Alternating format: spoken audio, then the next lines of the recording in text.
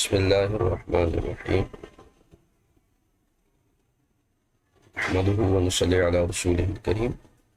اما بعد فاعوذ باللہ السمیع العلیم من الشیطان الرجیم بسم اللہ الرحمن الرحیم صلاۃ والسلام علیک یا رسول اللہ وعلی آلک واصحابک یا حبیب۔ آج کی گفتگو جو ہے وہ صفت روایت الحدیث، روایت حدیث کا کیا انداز ہے، اس کی کیا شرائط ہیں، اس کو آج کی کلاس سے ہم شروع کر رہے ہیں۔ نو ہے النوع السادس والعشرون، 26ویں نو، اور ہمارا لیکچر نمبر 45 چل رہا۔ موضوع کا تعارف، اس نوع میں حدیث بیان کرنے کے طریقے، راوی کی ذمہ داریاں،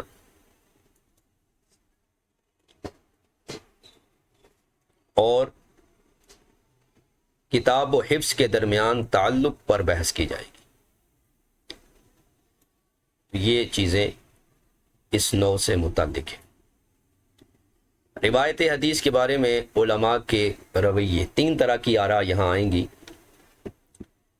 پہلی رائے جو ہے وہ اہل تشدید کی ہے، سخت گیر موقف جو ہے روایت حدیث میں، چونکہ یہ کوئی عام قول نہیں ہے، یہ قول رسول اور دین ہے، اس لیے اس میں سختی کی گئی اور روایت کے لیے نہایت سخت شرائط قائم کی گئی۔ تو یہ پہلا طبقہ ہے۔ ان کا کہنا ہے روایت صرف وہی روایات معتبر ہیں جو حفظ اور یادداشت سے بیان کی جائے، یعنی زبانی بیان کی، جسے کہتے ہیں ضبط صدر، یعنی زبانی یاد ہو۔ تو ضبط صدر سے جو روایتیں بیان کی جائیں گی وہ قبول کی جائیں گی۔ تو یہ موقف امام مالک کا اور امام ابو حنیفہ اور ابو بکر السیدلانی کا ہے۔ تو اس لیے امام اعظم ابو حنیفہ نے کم روایتیں کی کہ آپ نے اپنی شرائط کے تحت صرف اسی سے روایتیں لیتے جو کیا ہوتا، جس کو زبانی حدیث یاد ہوتی۔ تو یہ پہلا موقف۔ دوسرا موقف اہل تساہل کا ہے، نرم خو۔ یہ وہ لوگ ہیں جو نسخوں میں جانچ پڑتال کے بغیر روایت کرتے ہیں۔ تو امام حاکم نے ایسے راویوں کو مجروح قرار دیا، یعنی روایت کو جانچ پڑتال کر کے راوی کو دیکھ سن کر بیان کرنا چاہیے۔ تو یہ تساہل کا جو شکار ہیں، ان سے روایت نہیں دی جائے گی۔ تیسرا موقف جمہور کا ہے، یہ اعتدال ہے اس میں کہ جمہور کے ہاں توسط یعنی درمیانی راہ ہے کہ اگر کتاب کی تیاری اور مقابلہ صحیح طریقے سے ہوا تو اس وقت روایت، یعنی ضبط کتابت بھی، یعنی لکھی ہوئی حدیث بھی قبول کرتے ہیں، لیکن اس کو چیک کیا گیا ہو، اس کو اصل نسخے کے ساتھ میچ کیا گیا ہو، اگر صحیح نکلے، درست ہو، تو پھر اس کو روایت کرنا جائز ہے۔ اگر کتاب راوی کے ہاتھ سے نکل کر غائب بھی رہی ہو تب بھی غالب سلامتی کی صورت میں روایت درست ہے، یعنی ابھی راوی کے پاس نہیں ہے لیکن آ جائے گی، اور اس میں غالب گمان یہ ہے کہ وہ سلامت ہے، اس میں کوئی تبدیلی نہیں ہوئی، تو پھر بھی اس سے روایت کرنا جائز ہے۔ خاص طور پر وہ راوی جو تبدیلی کو پہچاننے کی صلاحیت رکھتا ہو، اس سے روایت کی جا سکتی ہے۔ اس کے بعد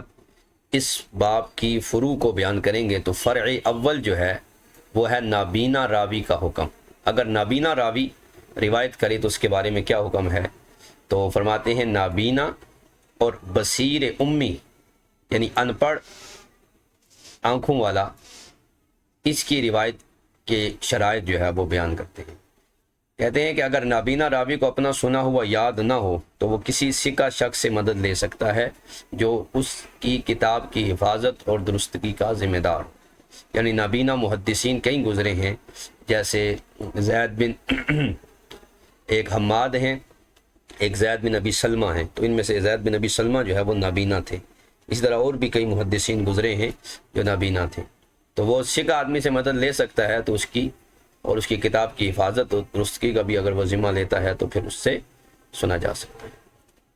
خطیب بغدادی کے مطابق بصیر، دیکھنے والا، جو لکھنا پڑھنا نہ جانتا ہو، وہ بھی حکم میں نابینا جیسا ہے، یعنی عام نابینا کا جو حکم ہوگا وہی اس کا ہوگا۔ کہ اگر اس کا کوئی پاس سکہ نہیں ہے تو اس سے روایت جائز نہیں ہے. اسی طرح ان پڑھ جو دیکھنے والا ہے اس سے بھی روایت لینا جائز نہیں. پھر عام محدثین ابو ایوب سختیانی اور اجازت عامہ، غیر مقابل شدہ نسخوں سے روایت، ایسے نسخوں سے روایت جائز نہیں ہے جن پر سماع کی تصدیق نہ ہو یا وہ اصل سے انہیں مقابلہ نہ کیا گیا، یعنی ویریفائی جو نسخے نہیں ہوں گے ان سے روایت نہیں دی جائے گی. ابو ایوب سختیانی فرماتے ہیں کہ اگر راوی کا دل مطمئن ہو کہ یہ وہی احادیث ہیں جو اس نے شیخ سے سنی تھیں تو روایت جائز. اور اجازت عامہ یہ ہے کہ اگر شیخ کی طرف سے اجازت عامہ موجود ہو تو ان نسخوں سے روایت کرنا بالاتفاق جائز ہے. یہ اجازت کے باب میں ہم پڑھ چکے ہیں. اس کے بعد فرع ثالث ہے حفظ اور کتاب میں فرق. جب راوی کی یادداشت اور اس کی تحریر میں فرق آ جائے تو اب کیا کریں گے؟ تو یہ صورتحال اس کو یہاں پر اس کو بیان کیا. اگر اپنی یادداشت پر مکمل بھروسہ ہو اپنے حفظ کی طرف رجوع تو اپنے حفظ کی طرف رجوع کرے گا. وہ اگر شیخ کے الفاظ یاد ہوں شیخ سے سنے ہوئے حفظ پر اعتماد کیا جائے. شک کی صورت میں ایمانداری میں یوں کہے میرا حفظ یوں ہے پر میری کتاب میں یوں لکھا ہے، یہ کہہ دے ساتھ. اگر اسے سمجھ بھروسہ اپنی عقل پہ یا یادداشت پہ نہیں ہے تو پھر وہ کہے کہ مجھے تو یوں یاد تھی البتہ کتاب میں یہ لکھا ہے. دوسروں سے اختلاف کی صورت میں کہے کہ میرا حفظ یہ ہے جبکہ فلاں نے اسے یوں بیان کیا ہے. سماع کی موجودگی اور عدم یادداشت. مسئلہ جب کتاب میں سماع یعنی سننے کا ریکارڈ موجود ہے لیکن راوی کو وہ واقعہ یاد نہیں تو امام اعظم ابو حنیفہ ایسی صورت میں روایت کو جائز نہیں قرار دیتے ایک قول کے مطابق. امام شافعی اور صاحبین ایسی صورت میں روایت کو جائز قرار دیتے ہیں. یعنی کتاب لکھی ہوئی ہے لیکن راوی کو وہ حدیث یاد نہیں ہے تو روایت کرنا جائز ہے امام شافعی اور صاحبین کے نزدیک، جبکہ امام اعظم کہہ رہے ہیں کہ ایسی صورت میں ایک روایت ان کی یہ ہے کہ جائز نہیں ہے. شرط تحریر راوی کی اپنی ہو یا کسی معتبر شخص کی ہو اور کتاب تبدیلی سے محفوظ ہو، یہ ضروری ہے. اگر کتاب تبدیلی سے محفوظ نہیں تو پھر سماع جائز نہیں ہوگا. خلاصہ کلام یہ ہے کہ روایت حدیث میں اصل مقصد اطمینان قلب اور حفاظت متن ہے، چاہے وہ حفظ صدر یعنی یادداشت سے ہو یا حفظ کتاب تحریر سے ہو. ثقاحت اور اتقان ہی بنیادی معیار ہوں گے. تو یہ آج ہمارا سبق ہوگا.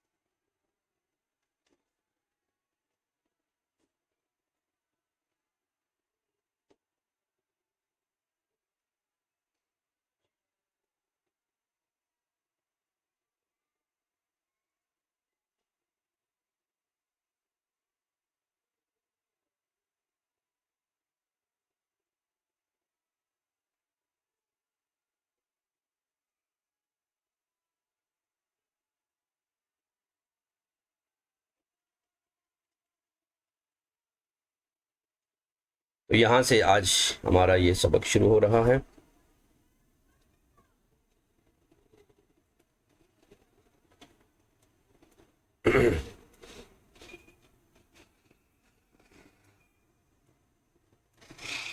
النوع السادس والعشرون صفت و روایت الحدیث. یہاں سے یہ متن ہے. فرماتے ہیں کہ تقدم جمل منہ فی النوعین قبلہ وغیرہ، کہ ما قبل جو ہے وہ دو انواع میں صفت روایت حدیث کے متعلق گفتگو ہو چکی اور ان دو کے علاوہ بھی مختلف مقامات پر روایت حدیث کی بحث جو ہے وہ ہو چکی. اب یہاں سے پہلا موقف بیان کرتے ہیں۔ قد شدد قوم فی الروایت، ایک قوم نے روایت حدیث میں تشدید کی، شدت اختیار کی، فافرتو، اور وہ حد سے بڑھ گئے، وتساہل آخرون وفرتو، اور ایک دوسری قوم نے روایت حدیث میں نہایت تساہل برتا اور انہوں نے بھی اس میں تفرید سے کام لیا۔ فمن المتشددین، تو متشددین میں سے من قال، جس نے کہا لا حجت الا فیما رواہ من حفظہ و تذکرہ، کہ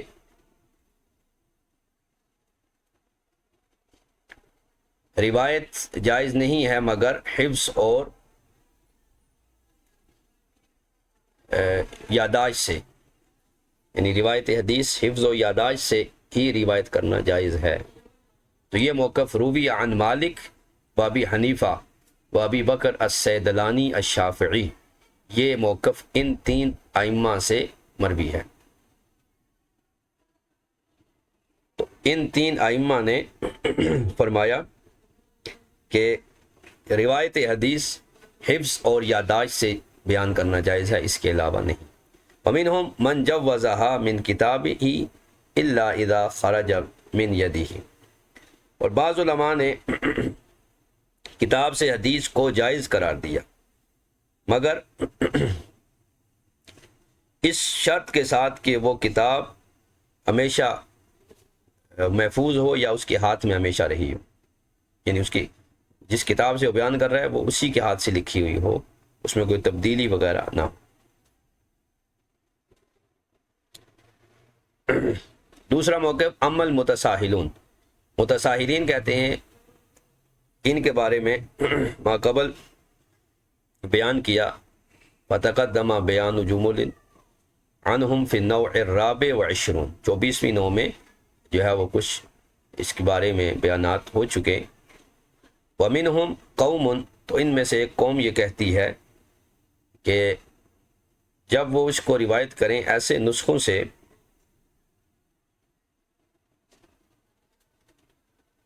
کہ غیر مقابلۃ باصول،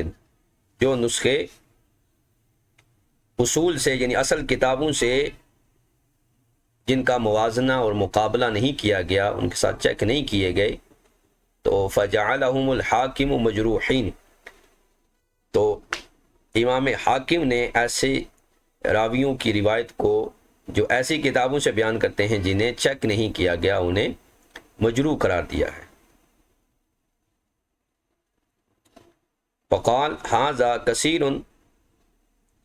تعاطاہ قوم من اکابر العلماء والصلحاء، اور امام حاکم فرماتے ہیں یہ کام بہت سے بڑے بڑے علماء اور نیک لوگوں سے بھی ہوا ہے کہ انہوں نے جو ہے وہ بغیر چیک کیے روایات کو جو ہے وہ آگے بیان کر دیا۔ تو اس لیے یہ تساہل ہے روایت حدیث میں، تو یہ ان کی روایتیں قبول نہیں ہیں۔ وقد تقدم فی آخر الرابعۃ من النوع الماضی، اور پچھلی نوع کی چوتھی فصل میں یہ بات گزری ہے کہ ان النسخۃ التی لم تقابل تجوز الروایۃ منہ بشروط، کہ وہ نسخہ جس کا موازنہ نہیں کیا گیا اس سے روایت شروط کے ساتھ جائز ہے، شرائط کے ساتھ اس سے روایت کرنا جائز ہے۔ جس نسخے کو چیک نہیں کیا گیا اصل نسخے کے ساتھ، اس کو جو ہے وہ روایت کرنا شرائط کے ساتھ جائز ہے۔ فیحتمل ان الحاکم یخالف فیہ، تو یہ امکان ہے کہ امام حاکم اس مسئلے میں اختلاف رکھتے ہوں۔ ویحتمل انہ اراد اذا لم توجد الشروط، اور یہ بھی احتمال ہے کہ یہ امام حاکم کا جملہ کہ وہ مجروح ہیں یہ اس وقت ہے کہ جب وہ شرائط کا لحاظ نہ رکھتے، یعنی یا تو امام حاکم کا اس پہلے موقف سے کہ اگر ان کتابوں کو اس نسخے کو چیک نہیں کیا گیا اصل کے ساتھ، اس کا مقابلہ اور موازنہ نہیں کیا گیا، تو اس سے روایت پھر بھی جائز ہے جبکہ شرائط کا لحاظ رکھے۔ لیکن امام حاکم نے کہا کہ یہ مجروح ہیں، یا تو یہ اس کے مخالف رکھتے ہیں موقف، یا پھر امام حاکم کا بھی کہنا یہ ہے کہ جب شرائط کا لحاظ نہ رکھا جائے تو پھر روایت کرنا جائز نہیں ہے۔ والثواب، اب یہاں سے تیسرا موقف جمہور کا بیان کرتے ہیں۔ والثواب ما علیہ الجمہور وہو التوسط، درست موقف وہ ہے جسے پر جمہور ہیں، اور وہ ان دونوں تساہل اور تشدید، متشددین اور متساہلین کے درمیان ہے، توسط ہے، راہ اعتدال ہے۔ وہ کیا ہے؟ فَإِذَا قَامَ مِنَ التَّحَمُّلِ وَالْمُقَابِلَةِ بِمَا تَقَدَّمَ جَازَتِ الرِّوَایَةُ مِنْهُ، کہ پس جب تحمل حدیث ہو جائے اور جو لکھا ہے اس کا مقابلہ بھی، موازنہ بھی اصل کے ساتھ کر لیا جائے، جیسا کہ پہلے ہو چکا، تو جازت الروایت منہ، اس سے روایت کرنا جائز ہے۔ وَإِنْ غَابَ کان اذا الغالب سلامته من التغیر، اگرچہ وہ کتاب اس محدث سے غائب بھی رہی ہو، لیکن غالب گمان یہ ہو کہ وہ تغیر سے سلامت رہی ہے۔ لا سیما ان کان ممن لا یخفى علیہ التغیر غالبا، خصوصاً اس محدث کے لیے جس سے تغیر اور تبدیلی مخفی نہیں رہتی اکثر، تو اس سے روایت کرنا لکھی ہوئی کتاب کا، اگرچہ وہ اس کے پاس کچھ عرصہ موجود نہ بھی رہی ہو، پھر بھی اس سے روایت کرنا جائز ہے۔ اب یہاں سے آگے فروع بیان کریں گے، فرع اول، فرع ثانی اور فرع ثالث، تین فروع جو ہے وہ آج کے ہمارے اس لیکچر میں۔ پہلی ہے الاول الضریر، پہلی فرع اس مسئلے کی، روایت حدیث کی، یہ ہے کہ نابینا، ضریر کہتے ہیں نابینا کو، اذا لم یحفظ ما سمعہ، نابینا جب روایت بیان کرے ایسی روایت جسے اس نے سنا نہیں ہے، اذا لم یحفظہ ما سمع، جسے اس نے سنا ہے لیکن اسے یاد نہیں کیا، ایسی روایت جو اس نے سنی تو ہے لیکن اسے یاد نہیں ہے، تو فاستعان بثقۃ فی ضبطہ، تو وہ اس روایت کے یاد کرنے میں کسی ثقہ سے مدد جو ہے وہ لے سکتا ہے، جو اس کی مدد کرے ضبط میں، یعنی ضبط کتابت میں، اس کو وہ حدیث لکھ دے جو اس نابینا نے محدث سے سنی ہے لیکن خود یاد نہیں کر سکا۔ تو ایسے ثقہ سے جو ضبط میں اور حفظ کتابت میں ثقہ ہو، تو اسے جو ہے وہ مدد لی جا سکتی ہے، جو اس کی کتاب کو درست رکھے، یعنی اور کیا کرے، اس کو محفوظ رکھے۔ وَاحْتَاطَ عِنْدَ الْقِرَاءَةِ عَلَيْهِ، اور قرات کے وقت وہ اس میں احتیاط کرے، بحیث یغلب علی ظنہ سلامتہ من التغیر، اور جب وہ اس کو پڑھے تو غالب گمان یہ ہو کہ کتاب میں کوئی تبدیلی نہ ہوئی ہو،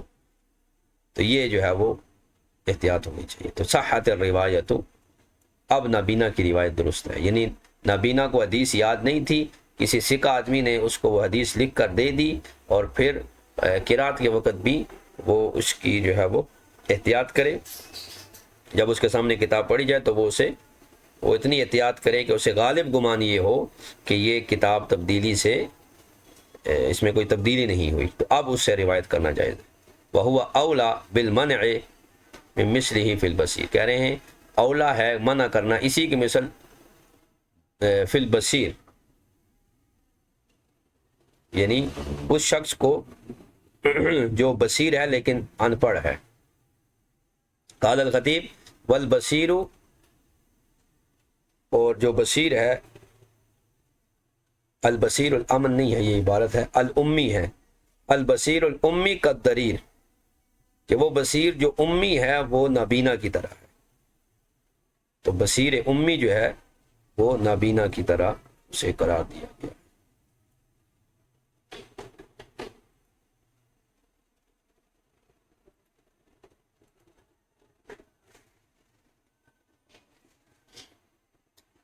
دوسرا مسئلہ یہاں سے بیان کرتے ہیں، دوسری فرع، کہ اذا اراد الروایت من نسخۃ لیس فیہا سماعہ ولا ہی مقابلہ بہ، دوسری یہ ہے کہ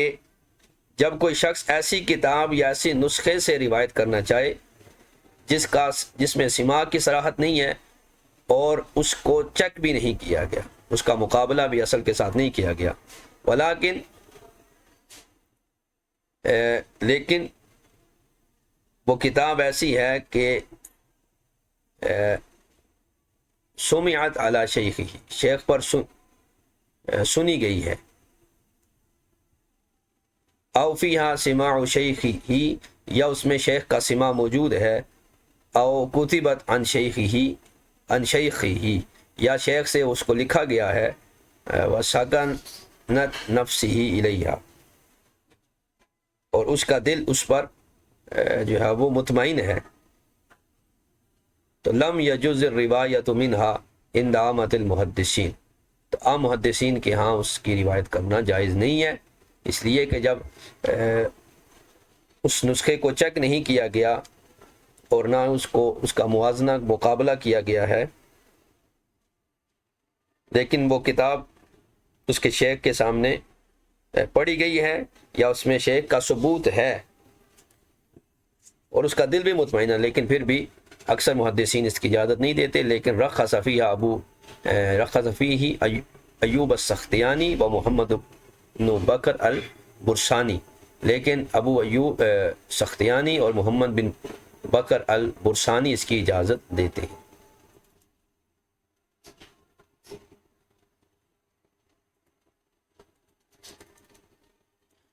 یہاں سے ان کو دیکھ لیتے ہیں۔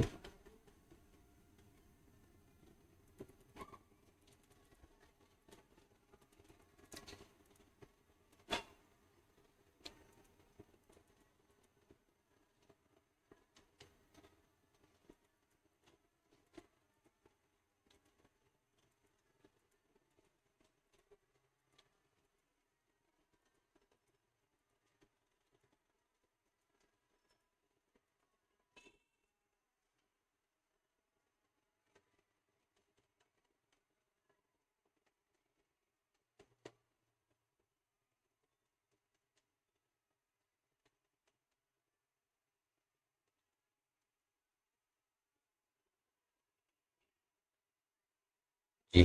تو یہ دوسری فرع تھی کہ جب روایت کا ایسے نسخے سے ارادہ کیا جس میں سماع نہیں ہے اور نہ اس کا مقابلہ کیا گیا، ولا فی مقابلۃ ولکن سمعت علی شیخہ او فی سماع شیخ او کتبت عن شیخ، لیکن اس میں شیخ کا سماع ہے یا شیخ سے وہ سنی گئی ہے یا شیخ سے وہ لکھی گئی ہے، وسکنت نفسہ الیہا، اور وہ جو راوی ہے محدث ہے اس کی صحت پر وہ مطمئن ہے، پھر بھی لم یجوز الروایہ منہا عند عامۃ المحدثین، تو عام محدثین کے اکثر محدثین کی وہ روایت پھر بھی قبول نہیں، لیکن رخص فیہ ابو ایوب السختیانی و محمد بن بکر البرسانی، تو ان بزرگوں نے اجازت دی ہے۔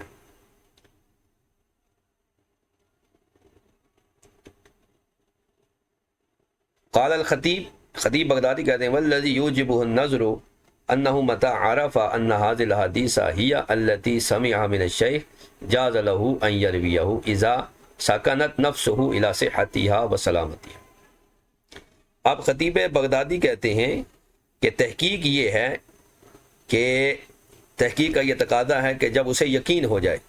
یعنی وہ غور و فکر کرے، جب اسے یقین ہو جائے، جب وہ اس بات کو پہچان لے کہ یہ حدیث وہی ہے جن کو اس نے اپنے شیخ سے سنا تھا، تو اب اس کے لیے روایت کرنا جائز ہے، جبکہ اسے اپنے آپ پر اطمینان ہو ان کی حدیثوں کی صحت اور سلامتی کا، تو پھر وہ روایتیں اگرچہ وہ ویریفائی نسخے سے نہیں ہیں، لیکن اسے اطمینان ہے کہ میں نے شیخ سے سنی ہے تو انہیں بیان کر سکتا ہے۔ تو یہ خطیب بغدادی علیہ الرحمہ اپنا موقع۔ ھذا اذا لم یکن لہ اجازۃ عامۃ من شیخہ لمرویاتہ، یہ اس صورت میں ہے یہ حکم جب اس شخص کے پاس اپنے شیخ کی اجازت عامہ نہ ہو، لم یکن لہ اجازۃ عامہ من شیخہ لمرویات، شیخ کی مرویات کی اجازت عامہ نہ ہو تو پھر دیکھیں گے اگر وہ اس کا دل مطمئن ہے تو وہ روایت کر سکتا ہے، وگرنہ نہیں۔ او لہذا الکتاب فإن كانت جاز له الروایت منها، اور اگر اجازت عامہ ہو اس کتاب کے لیے، لہذا الکتاب تو پھر اس کے لیے جائز ہے کہ وہ اس سے روایت کرے. وَلَهُ أَن يَقُولَ، اور اس کے لیے یہ بھی جائز ہے حدثنا وَأَخْبَرنا، اسے حدثنا اور اخبرنا کہنا بھی اس کے لیے جائز ہے چونکہ اس نے شیخ سے سنا ہے. وَإِن كَانَ فِي النُّسْخَةٍ سِمَاعُ شَيْخِ شَيْخِهِ وَمَسْمُوعِهِ عَلَى شَيْخِهِ فَيَحْتَاجُ أَن يَكُونَ لَهُ إِجَازَةٌ عَامَةٌ مِنْ شَيْخِهِ وَمِثْلُهُ مِنْ شَيْخِهِ. اور اگر وہ ایسے نسخے میں ہے کہ اس کے شیخ کا سماع کا ثبوت ہو یا وہ کتاب شیخ کے استاد پر پڑھی گئی ہے مسموعی علی شیخ شیخ، تو اب ضرورت آئے گی اس امر کی کہ اس راوی کے لیے اپنے شیخ سے اجازت عامہ ہو، اور اسی طرح اس شیخ کے لیے بھی اپنے شیخ سے اجازت عامہ ہو، تو پھر اس کو وہ روایت کر سکتے ہیں.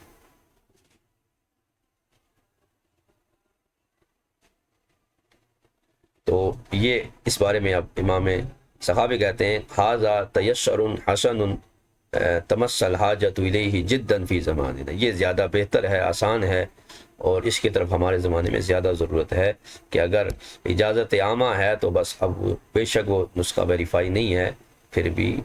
یہ ساری بحث کو کنکلوڈ کرتے ہیں کہ روایت کرنا جائز ہے.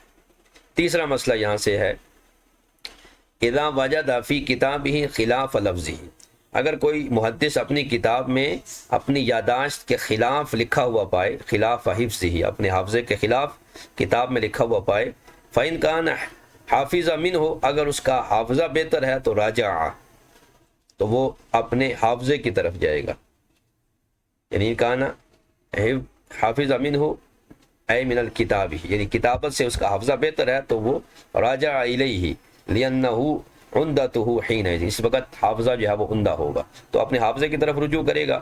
وَإِن كَانَ حافظ من فم الشیخ اعتمد حفظہ، اور اگر اس نے اس لفظ کو شیخ سے سنا تھا، شیخ کے منہ سے سنا تھا، تو اپنے حفظ پر اعتماد کرے. کب؟ علم یا شک کا، جب اسے شک نہ ہو، یعنی پورا اعتماد ہے کہ میں نے شیخ سے یہ لفظ سنا تھا، پھر کتابت کی طرف نہ جائے بلکہ اپنے یادداشت سے اس کو بیان کرے کہ میں نے شیخ سے یہ لفظ سنا تھا، البتہ میری کتاب میں کاتب نے یہ لکھ دیا ہے. وحسنا، لیکن اگر شک ہے تو پھر وہ کتاب کی طرف جائے، اور بہتر یہ ہے ان یجمعہما، کہ دونوں کو جمع کرے. فیقول، یہ کہے حفظی قضا وفی کتابی قضا، کہ میرے حفظ میں یہ حدیث ایسے ہے اور میری کتاب میں یہ ایسے ہے. وَإِنْ خَالَفَهُ غَيْرُهُ، اور اگر کسی اور کے پاس جو ہے وہ اس کے مخالف ہے تو یوں کہے، یعنی یہ روایت کسی اور محدث کے پاس ہے اور اس کے الفاظ سے مختلف ہے، تو پھر یوں کہے حفظی قضا، میرے حافظے میں یہ حدیث ایسے ہے. وقال فی غیری، اور وہ کہے غیر سے یا فلاں سے ایسے اس کو روایت، فلاں نے اس کو ایسے روایت کیا، مجھے ایسے یاد ہے یہ لیکن فلاں نے اس کو ایسے بیان کیا، یوں کہے. وَإِذَا وَجَدَ سَمَاعَهُ فِي کِتَابِهِ، اور جب کتاب میں شیخ سے سماع پایا جائے لیکن لا یذکرہ، اسے یاد نہیں کہ میں نے یہ شیخ سے سنا تھا، یعنی حدیث کتاب میں لکھی ہوئی ہے محدث کے، لیکن اسے یاد نہیں کہ میں نے یہ کب سنی تھی اور کس سے سنی تھی. فعن ابی حنیفہ وبعض الشافعیہ، تو امام اعظم اور بعض شافی محدثین کہتے ہیں کہ لا یجوز روایت، اس سے روایت دینا جائے. اب دیکھیں یہاں پر ائمہ حدیث امام اعظم کو بطور حجت اور امام الحدیث پیش کر رہے ہیں، تو شرم آنی چاہیے ان لوگوں کو جو امام اعظم کے بارے میں ایسی باتیں کرتے ہیں کہ آپ کو حدیث کا نہیں پتہ تھا. یہاں پر امام نووی جیسا محقق آدمی جو ہے وہ آپ کو بطور حجت پیش کر رہا ہے. تو یہ امام اعظم ابو حنیفہ سے بن رہی ہے، اور بعض شافعی سے مراد کہتے ہیں میرا گمان ہے کہ ابو بکر سیدلانی یہ کہہ رہے ہیں کہ اگر روایت محدث کے پاس لکھی ہوئی ہے لیکن یاد نہیں ہے اس کو کہ میں نے یہ سماع کب کیا تھا، اجمالی طور پر بھی ظاہر نہیں کہ جائے کہ تفصیل، یعنی بالکل اسے سرے سے یاد نہیں ہے. اگر اجمالاً یاد ہے کہ ہاں میں فلاں جگہ گیا تھا شاید وہاں میں نے لکھا ہو، تو اجمالاً یاد ہے تو نہیں، بالکل سرے سے یاد نہیں ہے. تو اب امام اعظم اور ابو بکر السیدلانی شافعی کہتے ہیں لا تجوز له روایت ہو، کیونکہ ان کے نزدیک حفظ راوی شرط تھی مروی روایت کے لیے، لہذا جب اسے یاد نہیں ہے تو پھر وہ اس سے روایت لینا باطل ہو گیا۔ ومذہب الشافعی و اکثر و اصحابہ، امام شافعی کا مذہب اور ان کے اصحاب شوافع کا مذہب، و ابی یوسف و محمد، ان پر بھی یہ بابی تنقید کرتے ہیں کہ یہ صاحبین ضعیف ہیں جی، جبکہ یہاں پر انہیں ائمہ حدیث کے طور پر ذکر کیا جا رہا ہے کہ مذہب شافعی اور اکثر اصحاب شوافع کا، اب جو کہ خود امام سخاوی بھی شافعی ہیں، کہہ رہے مذہب و امامنا شافعی اور اکثر اصحاب شوافع کا یہ ہے، اور قاضی ابو یوسف القاضی اور محمد بن حسن صاحبی ابی حنیفہ، جو صاحبین ہیں امام اعظم کے شاگرد ہیں، جوازها، وہ کہہ رہے ہیں کہ اگر روایت لکھی ہوئی ہے اور محدث کو یاد نہیں تو پھر بھی اس کو روایت کرنا جائز ہے، یعنی لکھے ہوئے پر اعتماد کیا جا سکتا ہے۔ وَإِنْ كَانَ غَيْرُ جَائِزٍ فِي الشَّهَادَةِ، شہادت میں لکھی ہوئی شہادت جب یاد نہ ہو تو بیان کرنا جائز نہیں ہے، لیکن اس میں سختی ہے جو اس سے حقوق ثابت ہو جاتے ہیں، اور روایت میں وسعت رکھی گئی ہے، تو روایت اور شہادت میں فرق جو ہے وہ موجود ہے۔ وہو صحیح، اور یہی مذہب جو ہے امام شافعی کا اور صاحبین کا مذہب درست ہے، کیونکہ اس میں وسعت زیادہ ہے۔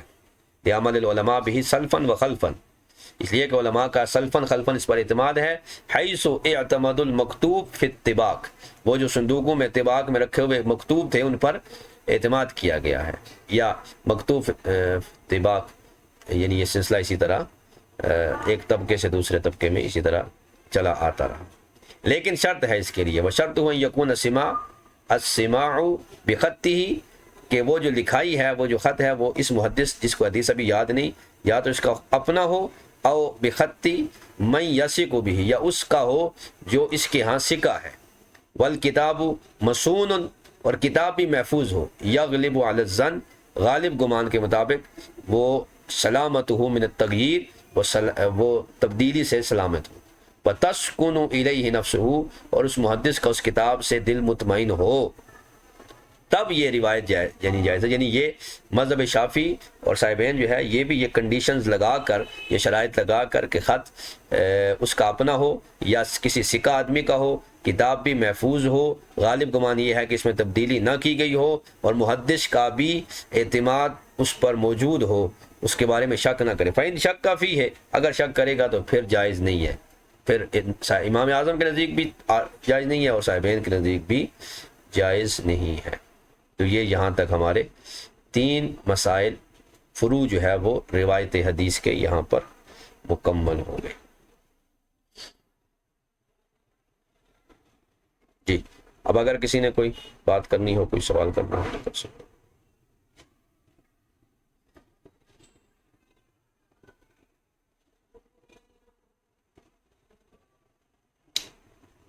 روایت حدیث کے متعلق آج کی گفتگو میں اگر کسی نے کوئی سوال ہے